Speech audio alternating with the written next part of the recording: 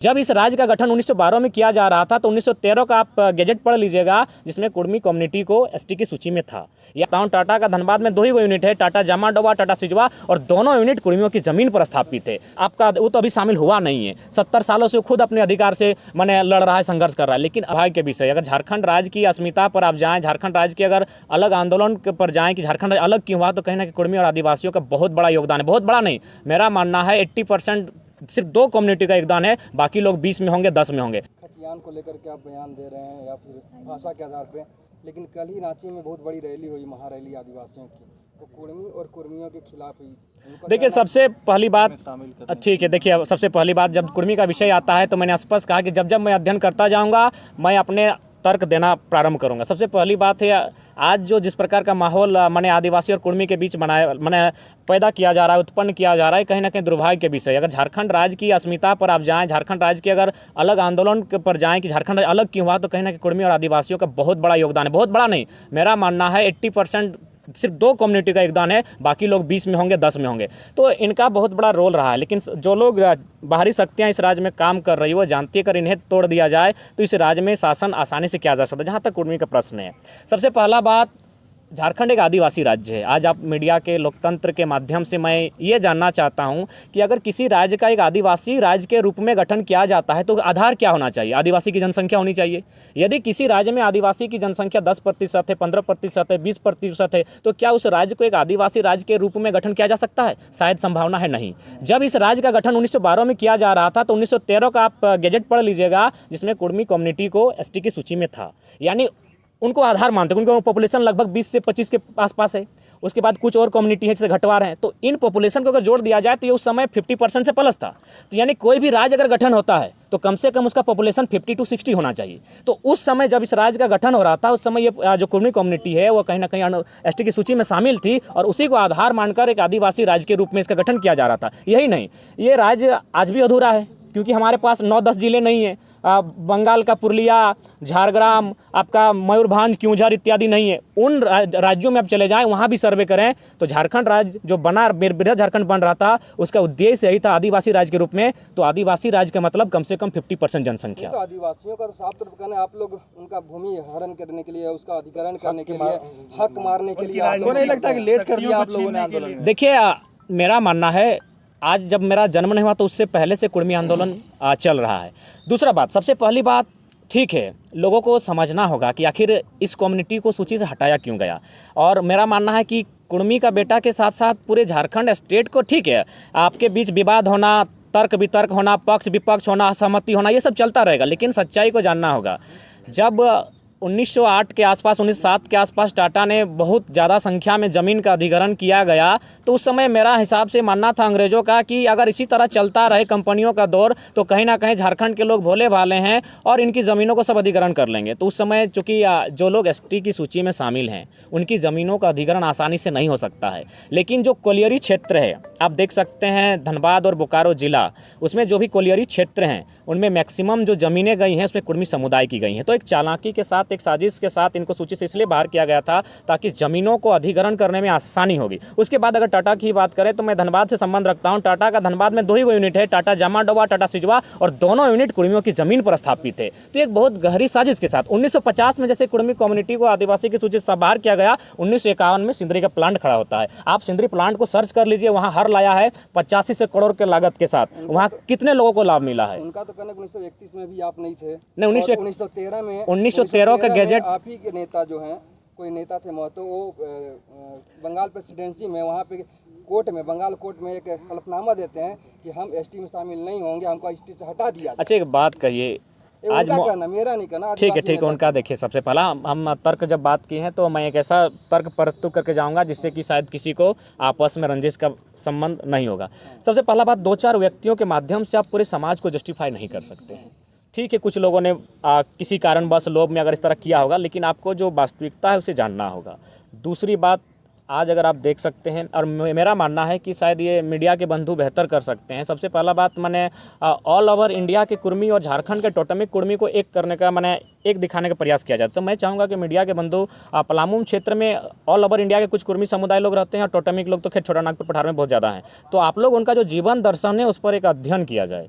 और उनके जीवन दर्शन को पब्लिकली सबके सामने रखा जाए कि उनमें कितनी भिन्नता है। बहुत सारी भिन्नताएं हैं, इसलिए टोटेमिक कुर्मी और ऑल ओवर इंडिया कुर्मी में बहुत सारा अंतर है। दूसरी बात, आप देखिए, जब आज ये मांग जो चल रही है, मेरे हिसाब से सेंट्रल की बात है, और सेंट्रल में झारखंड के अलावा बहुत समुदाय हैं, भील हैं, गोंड है, मीना है, और भी बहुत सारे आदिवासी समुदाय हैं। क्या उन्होंने विरोध किया? नहीं किया। अब अगर झारखंड में विरोध किया जा रहा है तो मेरा हिसाब मानना है कि संविधान आखिर क्यों है? संविधान प्रत्येक व्यक्ति को ध्यान में रखकर बनाया गया है, और मैं अभी 32 आदिवासी की मैंने एसटी के सूची में 32 समुदाय शामिल है, और कुछ नए जुड़े हैं, शायद 3 या 4, ऑल ओवर 10 जुड़े हैं, लेकिन झारखंड में 3 या 4, लोहरा, भोक्ता, तमड़िया इत्यादि।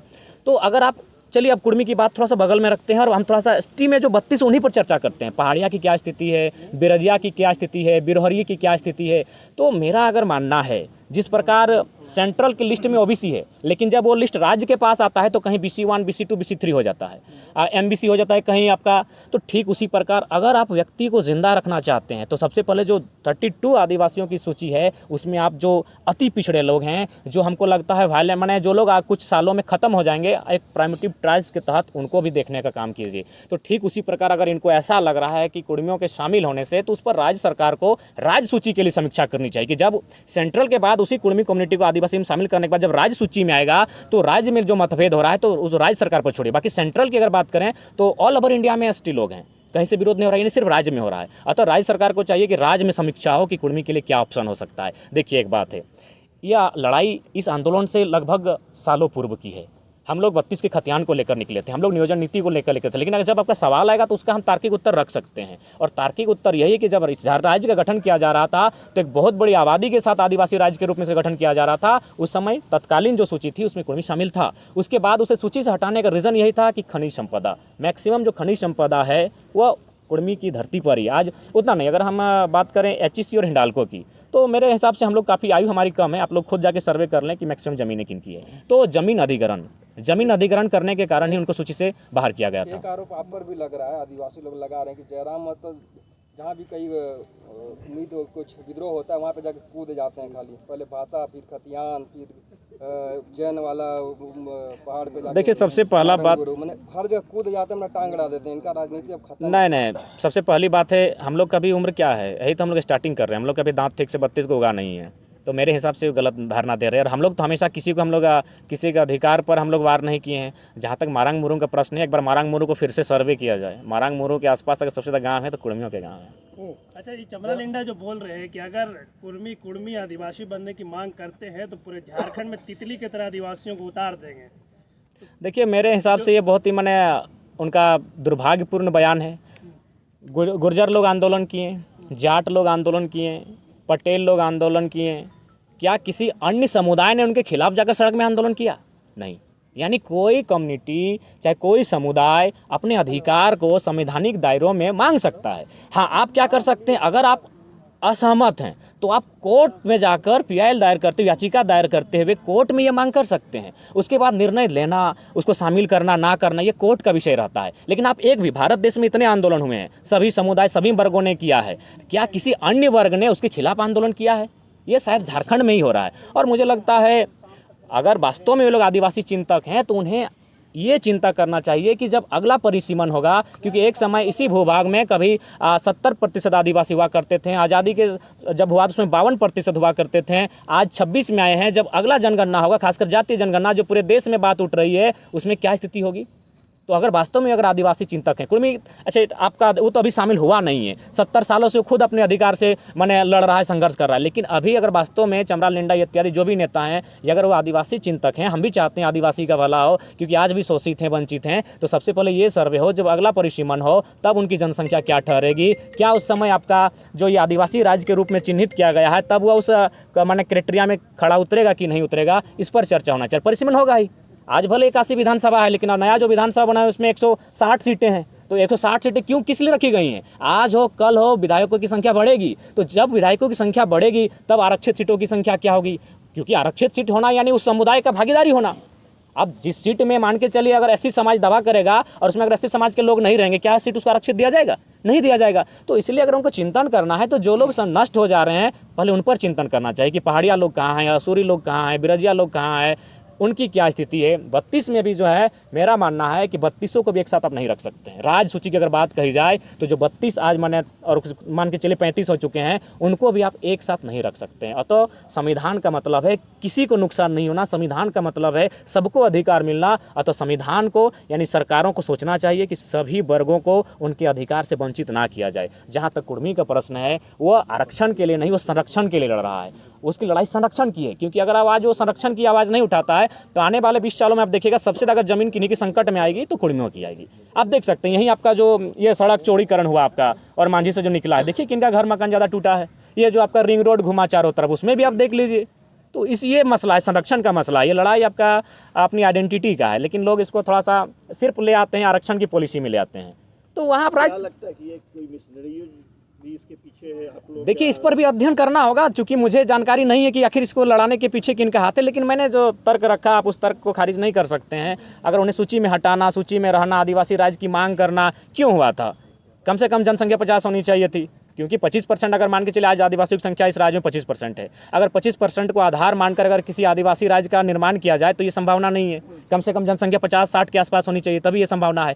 यानी अगर आपको राज्य सूची में, अगर राज्य में ये डर लग रहा है, तो जिस प्रकार BC1, BC2, BC3 अगर इसमें आपको डर लग रहा है, पहला बात मैं कहूँगा ये आरक्षण की नहीं, संरक्षण की लड़ाई है। तो आप उसके लिए राज्य सरकार को एक गहन समीक्षा करनी चाहिए। और हम तो कहेंगे कि प्राइमेटिव ट्राइब्स का भी एक अलग कॉलम राज्य में रखें और उसमें जो लोग विलुप्त हो जा रहे हैं उनको आप कम से कम सुरक्षित करने का कार्य करें।